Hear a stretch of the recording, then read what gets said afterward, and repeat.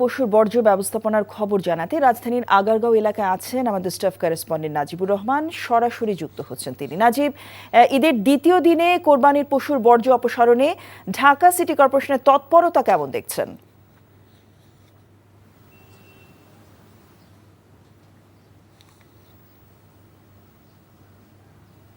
Dhaka ২ city corporation গতকাল রাতেই ঘোষণা দিয়েছে তারা শতভাগ বর্জ্য প্রত্যেকটি ওয়ার্ড থেকেই আসলে পরিষ্কার করেছে, এমনটি ঘোষণা তারা গণমাধ্যমে পাঠিয়েছেন। তবে বাস্তব চিত্র কিন্তু তা সঠিক নয়। অর্থাৎ সকাল থেকে আমরা রাজধানীর বিভিন্ন এলাকায় ঘুরেছি, সেখানে দেখেছি যত্রতত্র ফেলে রাখা হয়েছে কোরবানির পশুর বর্জ্য।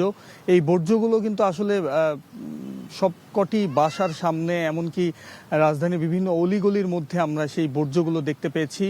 মূল সড়কের বেশিরভাগ বর্জ্য অপসারণ করা হয়েছে, তবে অলিগলির ভেতরে যেই সড়কগুলো, সেই সড়কের বর্জ্য কিন্তু এখনও পরিষ্কার করতে পারেনি ঢাকার কোনো সিটি কর্পোরেশন। এবং ঢাকার ২ সিটি কর্পোরেশনের পক্ষ থেকে বলা হচ্ছিল যে তারা নির্দিষ্ট সময়ের মধ্যেই তারা বর্জ্য অপসারণ করেছে, যেটি আসলে বাস্তবে তা একেবারেই ভুল।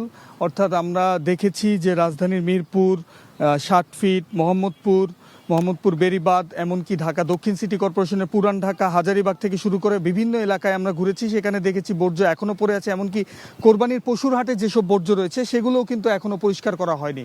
তো সময়ের সাথে সাথে হয়তো আজকে সারাদিন এই পরিচ্ছন্নতা কার্যক্রম চলবে, তারপর হয়তো আপনাদেরকে আরও কিছু তথ্য আমরা জানাতে পারবো। জসিন্তা। দর্শক, জানছিলাম কোরবানি পশুর বর্জ্য অপসারণের খবর। বান্ডেল থাকলে প্রতি সেনমানিতে টাকা বাঁচবে। বিকাশ সেনমানি বান্ডেল কিনে জিতুন প্রতি লেনদেনে।